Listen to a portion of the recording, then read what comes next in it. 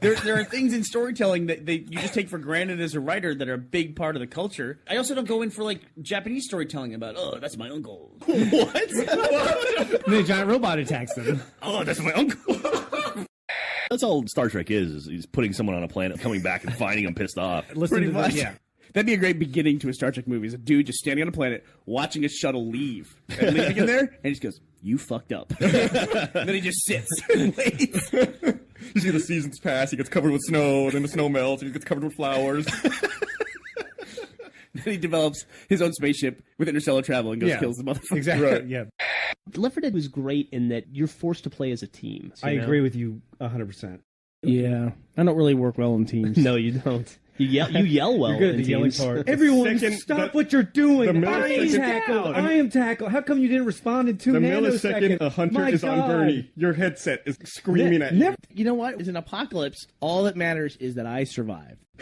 I don't like movies like that. Super disease movies. I don't like movies like that because they usually suck. I hate when it's just like, oh my god, it takes like an hour to get it going. It's like, just get the fucking disease already. Like finally starts spreading, and at first people were like, it's just a cold. Forgot about it. And you see the fucking sandwich. And then it's like, you're in some secret room, like in the White House or something. They're like, Mr. President, we're fucked. he's like, we gotta get to the bunker. Usually people are pounding on desks or something. And then the movie will have some sort of like ambiguous ending. Like either everyone dies or like 2 people will be immune to it. And it's like, we made it. But like the rest of the planet is like dead already.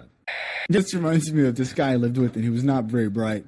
He was going to be a paramedic, and he was just so dumb. I was like afraid for anyone who ended up in his care.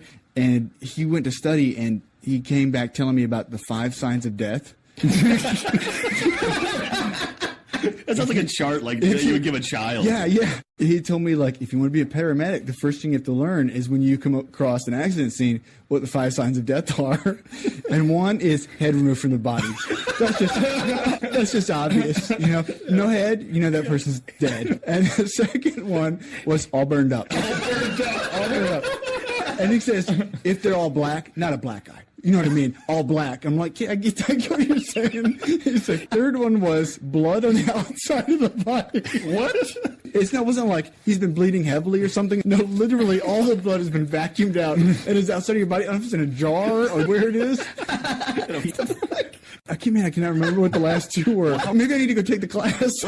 There was a small theater in a tiny little shitball mall called the Dobie Theater. I can't tell you how terrible this fucking theater was. They had pillars in the middle of the fucking movie theater. There was also no incline for the seats. You sat in a flat room. So if anyone sat in front of you, 1 row in front of you or 10 rows in front of you, they were still in the fucking way. There's a couple theaters where the seats don't face the screen. Yeah, it's true. How did they ever go out of business? Because they suck dick. They suck dick so badly, they suck dick at sucking dick.